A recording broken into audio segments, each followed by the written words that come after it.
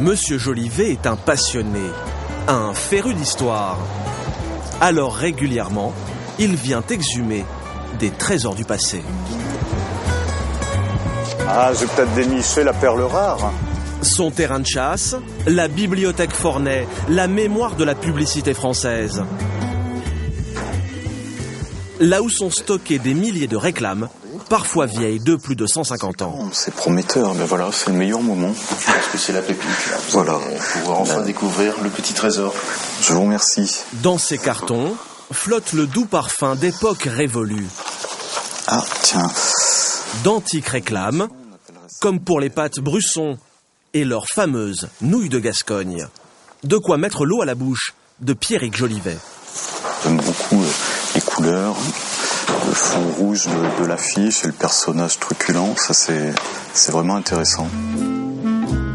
Chocolat Pupier, gaine et lingerie Scandale pour une ligne jeune.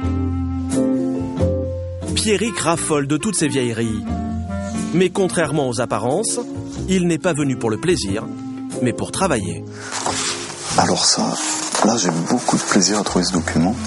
Un beau bébé joufflu qui déguste son bol de chocolat chaud et dont Pierrick a tout de suite reniflé le potentiel commercial. Car il n'est pas un collectionneur ordinaire, ces images, il va les utiliser pour vendre toute une série de petits objets. Ça peut donner quelque chose de très joli sur un mug, par exemple, une plaque sur le haut d'un thermomètre. Enfin, j'imagine quelques produits qui pourraient décliner cette image. Pour proposer des produits bien d'aujourd'hui, Pierrick n'a qu'à offrir une seconde jeunesse à ces vieilles images. Comme cette publicité des années 30, parfaite pour décorer une cuisine.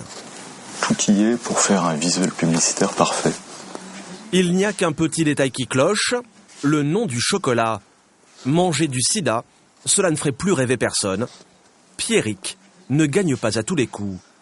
Ce jour-là, il repartira tout de même avec des vaches, un bébé gourmand et le Cyrano des pâtes Brusson. Remettre au goût du jour ces trésors d'autrefois, cela porte un nom très actuel, le rétro-business. Et miser sur la nostalgie des Français n'a jamais aussi bien marché. Il n'y a qu'à jeter un œil à la déco de certains appartements pour s'en convaincre. Dans son 2 pièces parisien, c'est une jeune fille bien de son temps qui aime vivre dans le passé. À 27 ans, Valentine est fan de rétro, une passion débordante et qui lui prend beaucoup de place. Donc ça, c'est mon meuble télévision. C'est un meuble à la base des années 50. Et moi, ça m'a permis de ranger tout mon matériel un peu hi-fi. Juste à côté, de splendides valises en carton, toutes droit issues des